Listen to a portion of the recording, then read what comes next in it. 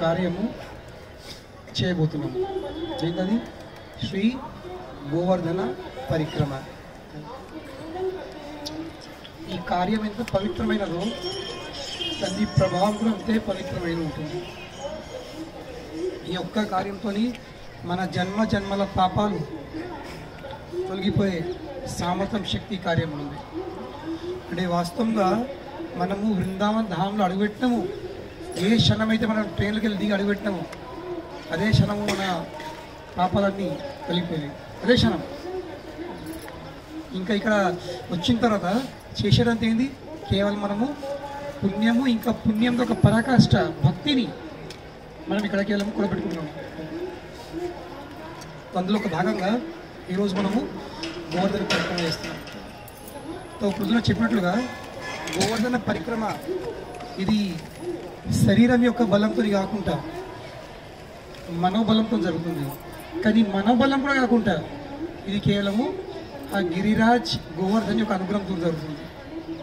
కనుకనే పదే పదే అడుగు అడుగున మనం కేవలము ఆ కృపను అనుగ్రహాన్ని పొందే ప్రయత్నం చేయాల్సింది.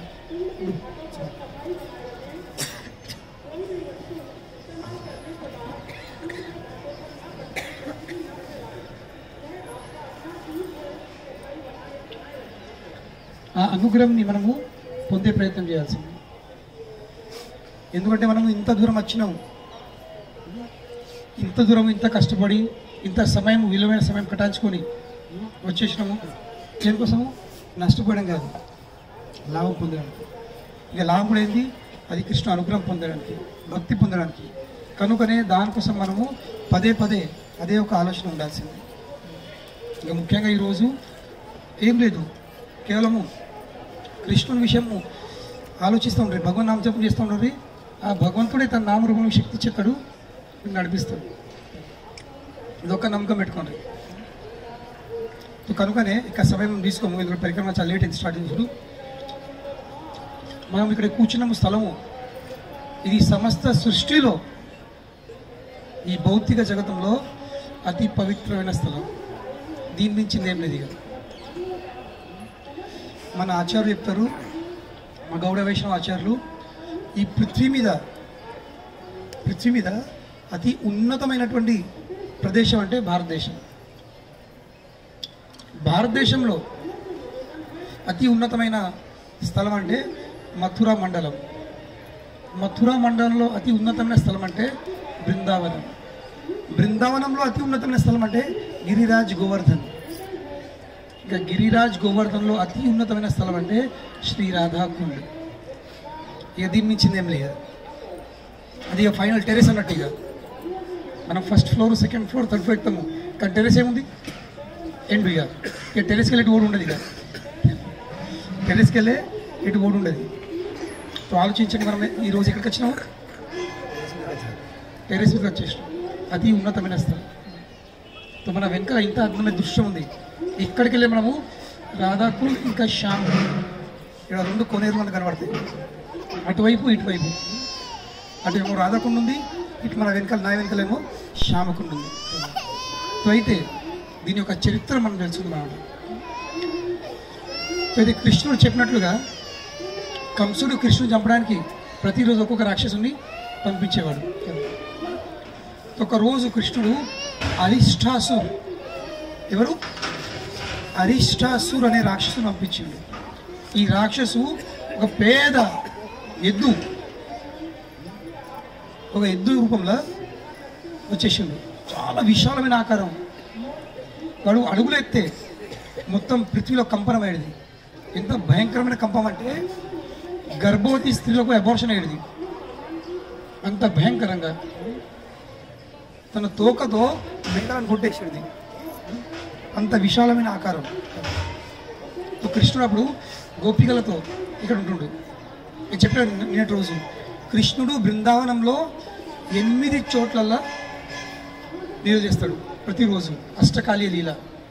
మొదటి మనం ఏం చేస్తాం? బృందాకుండ్.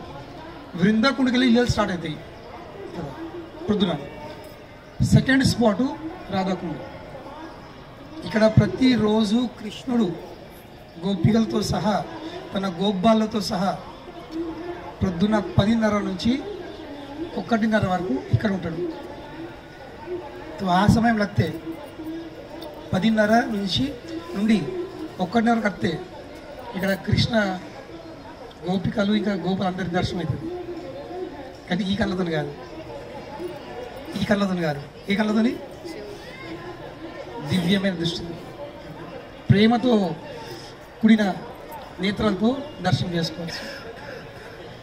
అయితే ఇక్కడే ఉన్నప్పుడు ఈ అరిష్టాసురుని రాక్షసు వచ్చేసిండు ఎద్దు రూపంలో, కృష్ణుని చంపేస్తాడు.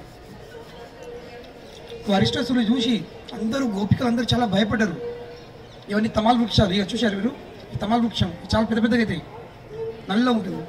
అందరు గోపికలు భయంకి ఆ తమాల్ వృక్షంని గట్టిగా కాలుకున్నారు. కృష్ణ కృష్ణ రక్షించు, కృష్ణ రక్షించని. అబ్బా నా భక్తులు ఇంత కష్టపెడుతుండు, నా భక్తులు ఇంత బాధ పెడుతుండు, ఎవడు వీడు, ఎవడు చూసరికి ఏంది అసలు నేను వచ్చరికి ఏంది, ఇద్దరి మధ్యలో చాలా భయంకరంగా యుద్ధం జరిగింది. కృష్ణ మిషుడు ఆ వెద్దు కొమ్మే పీకి పారేసి అదే కొమ్ముతోని అరిష్టాసురుని ఇక్కడ ఇదే స్పాట్కి వధించింది, చంపేసింది. అరిష్టాసురుడు చనిపోయిండు. కానీ తర్వాత ఈ లీల అయిపోయింది, అరిష్టాసురుని వధించే లీల అయిపోయింది. కానీ తర్వాత మళ్ళీ కృష్ణుడు గోపికలతో రాధారాణితో సహా వాళ్ళు మండలం చాలా బలం లీలు వేసుకున్నారంటే రాధారాణికి గోపికలు అంటారు, వద్దు అందుబాటులో రాకు, మమ్మల్ని పుట్టకు నువ్వు, ఎందుకు నీ నుండి ఒక ఘోరమైన అపరాధం జరిగింది. ఏంది అపరాధము? గోహత్య. ఇంకా గోహత్య అందరికంటే పెద్ద హత్య, పెద్ద పాపం. నీ వల్ల నీ చేత ఆ పాపం జరిగింది. కనుకనే నువ్వు అందుబాటులో రాకు, మేము మిమ్మల్ని బహిష్కరిస్తున్నాం అని కృష్ణ విషయంలో ఎలా ఉంటుంది. రావద్దు మొత్తం, మీతో మాట్లాడము, మీతో ఏం వచ్చట్లేదు మాకు. అవును జరిగింది, కానీ వాడు రాక్షసుడు కదా, వాడు రాక్షసుడు అయినా వాడు ఒక ఎద్దు రూపంలో వచ్చిండు, అది గోహత్య అయింది. కనుకనే మీరు దూరం ఉండాలి. మరి దీనికి పరిష్కారం ఏంది? మీరు శిక్ష ఇస్తున్నారు, శిక్ష పరిష్కారం కూడా మీరే చెప్పాలి. సమస్త తీర్థక్షేత్రాలు ఎన్ని ఉన్నాయో ఈ భూమండలం మీద, ఈ భూమండలం ఎన్ని తీర్థ పుణ్య నదులు ఉన్నాయో అవన్నీ పుణ్య నదిలో మీరు స్నానం చేసి వస్తేనే మీరు పవిత్రులు అవుతారు. అప్పుడే మేము మీతోని మాట్లాడతాం అని చెప్పారు. అవి అంతేనా? అప్పుడప్పుడే కృష్ణుడు ఏమిషుడు ఈ పృథ్వీ మీద ఉన్న అన్ని పవిత్ర నదులను, గంగా, జమున, సరస్వతి, గోదావరి, నర్మదా, సింధు, కావేరి అందరిని ఆహ్వానించాడు. ఆహ్వానించడానికి అందరూ నదులు తన స్వరూపంలో వచ్చేసారు. అయ్యా ఏం ఆజ్ఞ, వాట్ ఇస్ ఆర్డర్, చెప్పండి మీ ఆజ్ఞ ఏముంది అంటే అప్పుడు ఆ అరిష్టాసురుడు ఒక కాల అచ్చుంటుంది అన్నారు, మీరందరూ మీ పవిత్ర నీళ్ళు ఆ అచ్చులో నింపేయండి. అన్ని నదులు అలా నిండిపోయినాయి. అప్పుడు కృష్ణుడు అందులో స్నానం చేసి బయటకు వచ్చేసాడు. ఆ పవిత్రమైన కుండము వెళ్ళేది కృష్ణుడు స్నానం చేసిండో అది ఈ శ్యామకుండం, మన వెనకలు ఉన్నది. మీ ముందు ఇంకా నా వెనకలు ఉన్న ఇది శ్యామకుండం. కృష్ణుడు స్నానం చేసి ఈ బయటకు వచ్చేసిండు. సరైన పవిత్రమైన పదనడు ఎస్ ఇప్పుడు మనము మళ్ళీ మీట్ అవ్వచ్చు, మళ్ళీ మనం ఆడుకుందామని. కృష్ణుడు లేదు ఇప్పుడు నేను ఆడుకుంది మీతో. ఎందుకంటే మీరు పాపిస్టులు. ఎందుకు? అరే మేమేం చేస్తాం చంపితే నువ్వు పాపిష్టమైనావు, మేమేం చేస్తాం. మీరు ఆ రాక్షసుని పక్షం తీసుకున్నారు. You all sided Arishtasur. రాక్షసుని పక్షంలో మీరు వచ్చేసారు, ఆయన వైపు మీరు మాట్లాడారు. కనుకనే మీరు పాపిష్టులు అయిపోయినారు. కనుకనే మీరు కూడా ఈ నదిలో స్నానం చేయాల్సి, ఈ కోనేరులో. అప్పుడు మీరు పవిత్రులు అవుతారు. అప్పుడు మేము మళ్ళీ మీద ఆడుకుందాం. అప్పుడు నువ్వు అందులో స్నానం చేసినావు, అపవిత్రమైపోయింది. నీ కోనేరులో మేము స్నానం చేయం, మేము కోనేరు తయారు చేస్తాం అని అప్పటికప్పుడే అందరూ గోపికలు ఇంకా రాధారాణి ఏం చేశారు, వాళ్ళ గాజులు తీసుకున్నారు. గాజులతోని మన ఊర్లలో కదా ఉపాధి పథకం పోతే కందకాలు దొరుకుతారు కదా, దేంతో దొరుకుతారు? గిన్నెలు తీసుకొని పోతారు, వీళ్ళకి చిన్న చిన్న గిన్నెలు డబ్బా కింద అమ్ముతారు, అవులేదా? దాంతో తీస్తారు, గుండ్రా వెళ్తే తొందర వెళ్తుంది మట్టి అది. అలాగే రాధారాణి ఇంకా గోపికలందరూ ఏమిస్తారు, తన గాజులు తీసి దబ్బుడ్చాలు చేశారు. కనుకనే రాధాకుండ్ దాన్ని కంగన్ కుండ్ అంటారు. కంగన్ కంగన్ అంటే ఏంది? గాజు. మొత్తం వాళ్ళు దోడిలో కందకం పెద్దగా చెల్మల దోడి ఉన్నారు. మరి సరే వీళ్ళందరూ ఉన్నారు, ఇక నదులు వాళ్ళందరూ నిలబడి ఉన్నారు, వాళ్ళను స్థలం ఇవ్వండి అంటూ. లేదు, మేము మానసి గంగకి వెళ్ళే, మనం వెళ్ళాం. మానసి గంగ ఉంది ఇక్కడ బృందావనంలో గంగ. ఆ గంగకి వెళ్ళి మేము నీళ్ళు రింపు రక్తము మా కోనే రింపేసి అందులో స్నానం చేస్తాం. ఇక్కడికి వెళ్ళి పడితే ఇప్పుడు మానసి గంగ అంటే కనీసము 4 కిలోమీటర్లు ఉంది. అందరు గోపికలు లైన్ పట్టిండ్రు, కుండలకి వెళ్ళే రింపుతురు ఈ కంగ అనుకుంటున్నారు. ఈ పవిత్ర నదులు అందరూ చేతుల నుంచి అమ్మ తల్లి మహాదేవి మాకు మీ సేవ చేసే అవకాశం ఉంది ప్లీజ్ అని ఏడుతున్నారు. అందరూ పవిత్ర నదులు అందరూ ఏడుతున్నారు, అమ్మ అవకాశం ఏంటి, అవకాశం ఏంటి. గప్పుడు ఇక రాత్రి అని సరే అని వాళ్ళకి పర్మిషన్ ఇచ్చింది. ఆ అన్ని ఉండే నదులు అందులో నిండిపోయినాయి. సో దాంతో ఏం జరిగింది, రాధాకుండ్. అప్పుడు రాధారాణి ఇంక అందరు గోపికలందరూ స్నానం చేసారు, బయటకు వచ్చేసారు. అప్పుడు ఆ కుండని చూసి కృష్ణుడు ఏమంటుండు, రాధా నువ్వు నాకెంత ప్రియమైనవు, నువ్వు స్నానం చేసిన కోనేరు కూడా నాకు అంతే ప్రియమైనది. నా కోనేరు కంటే నాకు నీ కోనేరు ఇష్టం. కనుకని ఎవరైతే అందులో స్నానం చేస్తారో, రాధాకుండలో ఎవరు స్నానం చేస్తారో మునిగి బయటకు వెళ్తారో, నీ హృదయంలో నా పట్ల ఎంత ప్రేమ భక్తి ఉందో వాళ్ళకు కూడా ప్రేమ భక్తి పొందుతుంది. ఇది ఆ కోనేరులో స్నానం చేసేది మహాత్మ్యం. కేవలం మునుగుతూనే ప్రేమ భక్తి లభిస్తుంది. కనుకనే మా గౌడీయ వైష్ణవ పరంపరలో ఒక సాధన పరంగా మా ఆచార్యులందరూ, గొప్ప సాధులందరూ, భక్తులందరూ వాళ్ళు ఇక్కడ వచ్చి నివసించే ఆశిస్తారన్నమాట. ఇక్కడే ఉండి ఇక్కడే జీవితం గడిపేందుకు దీని మించిన స్థలం లేదు. ఆచార్యులు చెప్తారు, కేవలము రాధాకుండ తట ఒడ్డు మీద కూర్చోండి భజన చేసుడే ఇది ఉత్తమమైన స్థితి. ఎందుకు ఉత్తమమైన స్థితి? ఎందుకంటే ఉత్తమమైన స్థితిని పొందవచ్చు. కృష్ణ ప్రేమను పొందే సరళమైన మార్గం ఉంది. కనుకనే అనాది కాలం నుండి మా ఆచార్యులు అందరూ ఇక్కడ ఇవన్నీ ఆశ్రమాలని భజన కుటీర్లు కూర్చుని భజన చేసుకుంటారు. రాధాకుండ స్నానకుండలా పొద్దున సాయంత్రం స్నానం చేస్తారు, 3 సార్లు జపం చేసుకుంటారు. ఎందుకు? కృష్ణ ప్రేమ పొందే సరళమైన మార్గం ఉంది. ఇవన్నీ వినేసరికి మనకు అనిపిస్తుంది, మరి మనం కూడా ఒక ముందు అవుతుంది కదా. వచ్చిందా లేదా? ఆలోచన మంచిదే, ఆలోచన చాలా ఉత్తమమైనది, శ్రేష్టమైనది. కానీ మునిగిన తర్వాత మీకు కృష్ణ ప్రేమ లభిస్తుంది, అవును లేదా? కృష్ణ ప్రేమ పొందుతుంది. కానీ కృష్ణ ప్రేమ పొందిందా ఇక మీరు ఎవరు కూడా మీ ఇంటికి పోరు. ఇక ఆలోచించారు ఫస్ట్. ఇక మీకు భార్య, భర్తలు, పిల్లలు, బిజినెస్లు, దుకాణాలు, దందలు అన్నీ మర్చిపోతుంది. ఇక అన్నిటికీ విరక్తి వచ్చింది.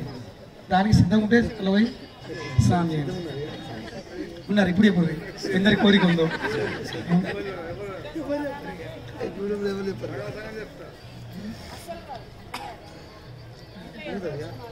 కనుకనే మనం పోయి మనం ఉన్న లెవెల్లో ఏం చేయాలి, పోయి 3 చిలుకులు అంటే 3 చుక్కలు తల మీద 3 చుక్కలు నోట్లు వేసుకుని ఆచమనేసి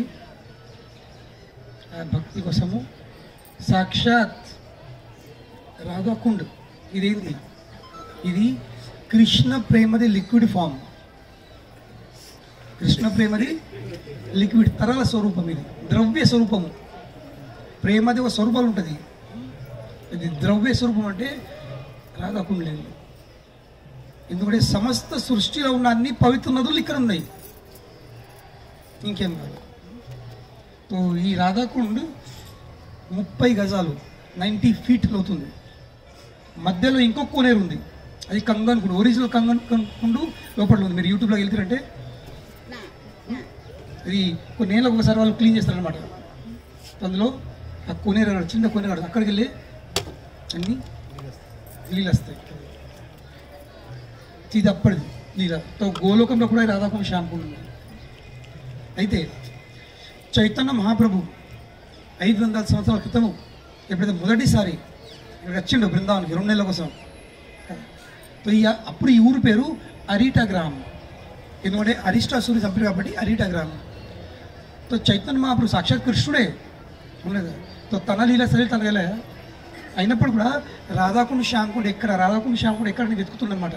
ఇప్పుడు ఈ మొత్తము తోటలు పొలాలు అంతే, పంట భూములు ఇవి.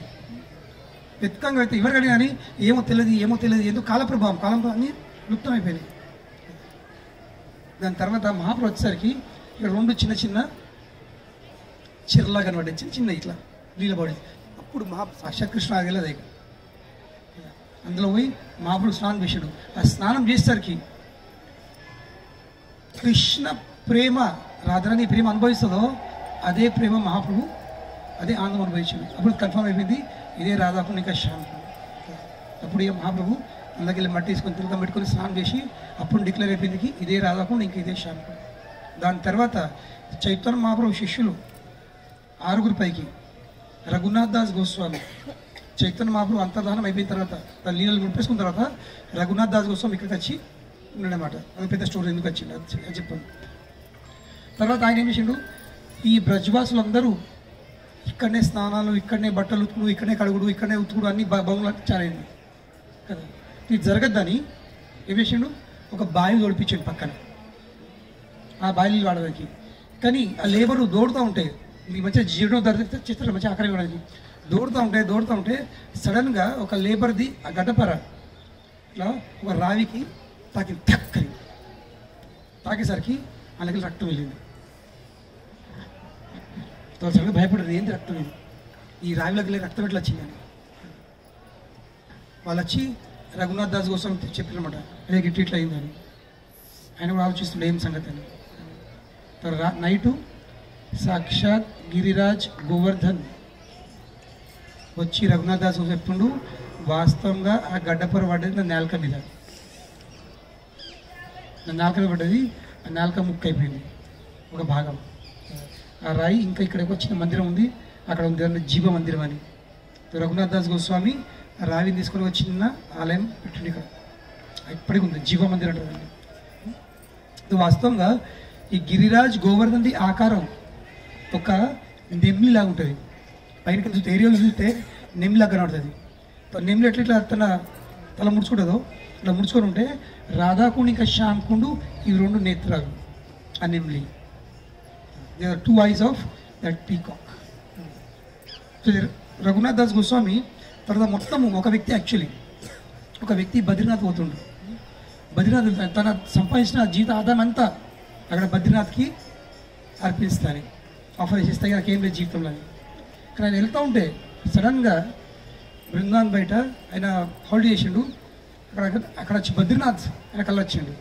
చెప్తుండు, నీకు బద్రీనాథ్ పోయే అవసరం లేదు, నా దగ్గర వచ్చే అవసరం లేదు, ఇక్కడ రాధాకుండ వెళ్ళు, అక్కడ నా శుద్ధ భక్తుడు ఉంటాడు రఘునాథ్ దాస్ గోస్వామి, ఆయనకు మొత్తం డబ్బులు అప్పగింది, ఆయన సరైన సద్వినియోగిస్తాడని. అప్పుడు మొత్తం డబ్బు తెచ్చి రఘునాథ్ దాస్ గోస్వామి అప్పగించాడు. అప్పుడు రఘునాథ్ దాస్ గోస్వామి మొత్తం ఈ కోనేరుకి ఈ 2 కుండ్లకు ఒక మంచి ఆకారం ఇచ్చి దానికి కిందికి వెళ్ళి 30 గజాలంటే 90 ఫీట్లు, 90 ఫీట్లకి వెళ్ళి మెట్లు పట్టుకుని రావాలంటే ఎంత డబ్బు అవసరం పడుతుంది ఆలోచించండి. అవన్నీతో సెట్టింగ్ చేసాడు. ఇప్పుడు మీరు రాధాకుండ చూస్తారంటే అది మా ఫస్ట్ క్లాస్ మెట్నకు స్క్వేర్ ఉంది లేదా, కానీ శ్యామకుండ చూడండి మీరు అడ్డం తిరగ ఉంది, మెట్నకు లేదు.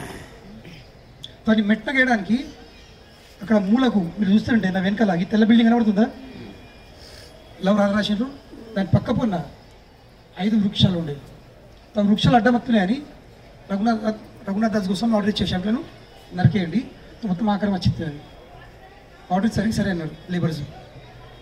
ఆ రోజు నైటు రఘునాథ్ దాస్ గోస్వామి కళలో పంచపాండవులు వచ్చింది. అంటారు, అయ్యా మమ్మల్ని నరకకండి, ఎందుకంటే శ్యామకుండ ఒడ్డున మేము ఇక్కడ తపస్సు చేస్తాము, మేము పంచ పాండవులము ఈ వృక్ష రూపంలో. అందుకే 4 పోయినాయి, ఒక్కటి ఎండిపోయిందని కండం ఇంకుందాడ, చుట్టూ ఉందాడ కనబడుతుంది. ఈయనకి ఎరుపులు కనబడుతుందా, లైట్ సోలార్ ఎనర్జీ పోల్ ఉంది కదా, దాని వెనకాల గీడ ముంగట సోలార్ ప్యానల్ కనబడుతుందా, ఆ బోర్డు ఉందాడ, అక్కడ ఒకటి వృక్షం ఉంది ఖండం, ఇప్పటి 5వ వృక్షం ఖండం ఇప్పటి కదా ఉందన్నమాట. పంచ పాండవులు కూడా ఇక్కడ ఆచరిస్తారు, తపస్సు చేస్తారు.